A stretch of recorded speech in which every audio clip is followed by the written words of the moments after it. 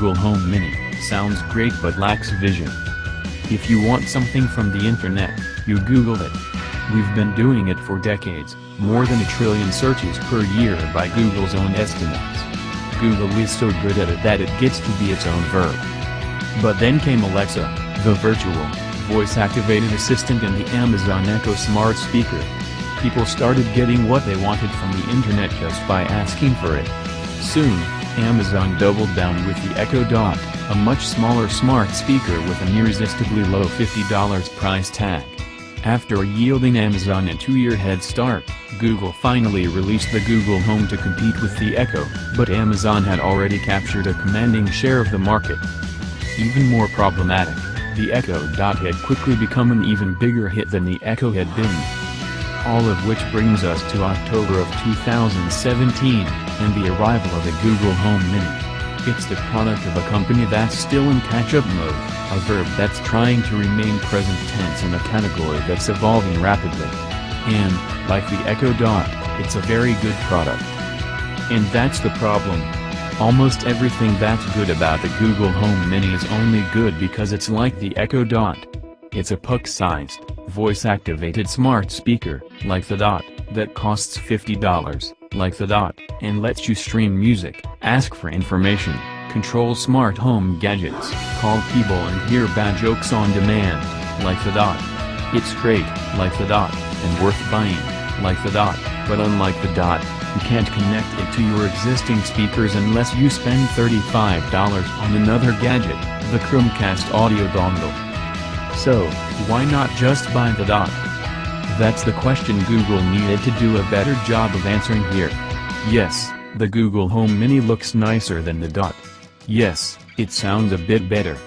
But while the Google Assistant is smarter and more capable than Alexa in some ways, it isn't demonstrably better than Alexa, at least not in ways that are easy for casual shoppers to understand. That leaves the Google Home Mini as an excellent, worthwhile device that will do little to move the needle by virtue of its own Dot-like merits. A few key software updates or notable third-party integrations could change that, but right now, the Dot is still the better buy. Google kept things simple with the Mini's design.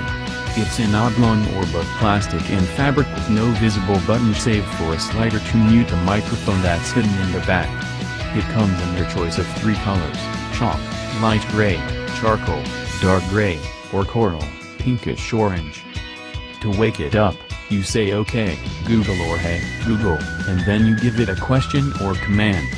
You can ask it to play music, turn your smart home gadgets on and off, look up a fact for you, control Netflix and YouTube on your Chromecast-enabled TV, plus a whole host of other tricks. It puts the power of the internet just an utterance away, with the Google Assistant as your concierge. The Google Assistant is a good assistant.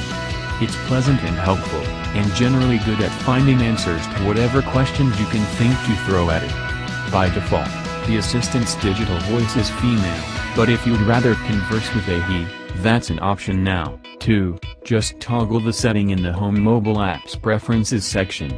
Regardless of which voice you choose, I still wish Google would give its assistant a better name.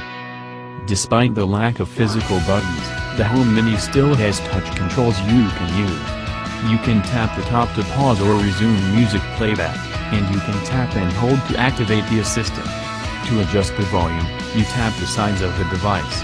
I wasn't a huge fan of those volume controls, they aren't quite responsive enough when you want to use them, and yet it's hard not to activate them by mistake whenever you pick the thing up. That said, you'll probably prefer to turn things up and down using voice commands. Overall, it's a design that's capable of blending in with your home's decor while still looking good if you happen to fix your gaze on it.